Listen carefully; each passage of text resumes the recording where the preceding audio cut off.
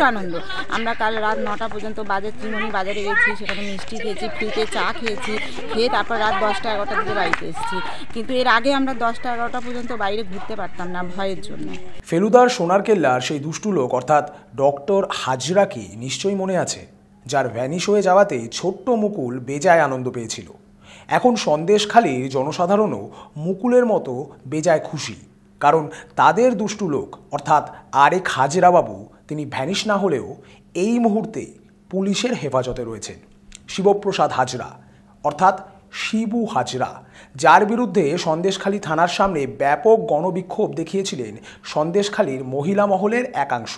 অবশেষে তার গ্রেফতারির খবর শুনে রীতিমতো আনন্দের বন্যা বইছে সন্দেশখালীর আনাচে কানাচে।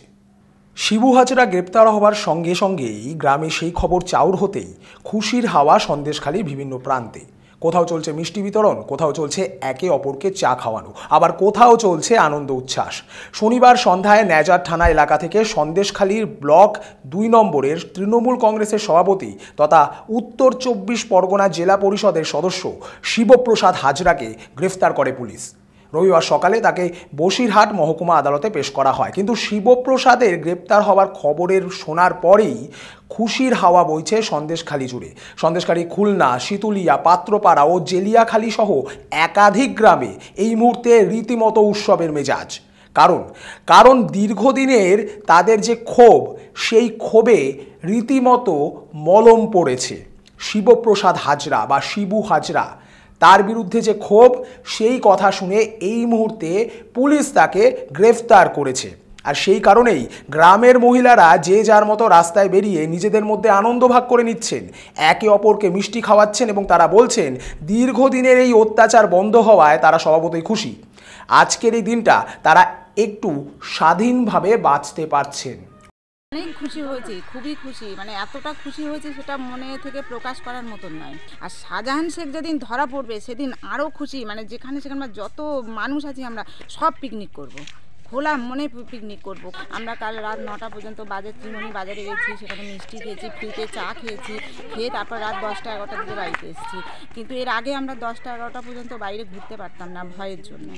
দলের কোনো প্রার্থী নেই, একমাত্র দিদির দল ছাড়া আদার্স কোনো দল নেই। আর আমরা টিএমসি করি, 20 বছর ধরে টিএমসি করছি, টিএমসি করে যাচ্ছি। তাহলে দিদি বলেন কি করে এই কথাটা যে আমরা অন্য দলের করি? আমরা আর এখানে আরএসের বাসা আছে। পুরোটা খুশি হয়নি, যদি বলেন কেন আজকে ধরেছে কালকে ছেড়ে দিবে, কেননা ওদের হাতে দিদি তো সব কলকাতা মাস্টার মাইন্ড, যে তাকে তো ধরা যায়নি, সে ধরা না পড়লে আমাদের মন পুরোপুরি খুশি হতে পারছে না। কারণ দিদির দল থেকে অনেকেই অনেক কিছু বলছে যে এখানে বহিরাগত বিভিন্ন পার্টিগত পলিটিক্স চলছে, কিন্তু তা চলছে না। আমরা মহিলারা মিলে সবাই আন্দোলন করছি একটা, যাতে আমাদের ন্যায়টা আমরা পাই। তবে এলাকার জনসাধারণ এটাও দাবি করছেন যে শুধুমাত্র শিবু হাজরা নয়, পালের গোদা অর্থাৎ শেখ শাহজাহানকেও গ্রেফতার করতে হবে, তবেই শান্তি ফিরবে সন্দেশখালীতে।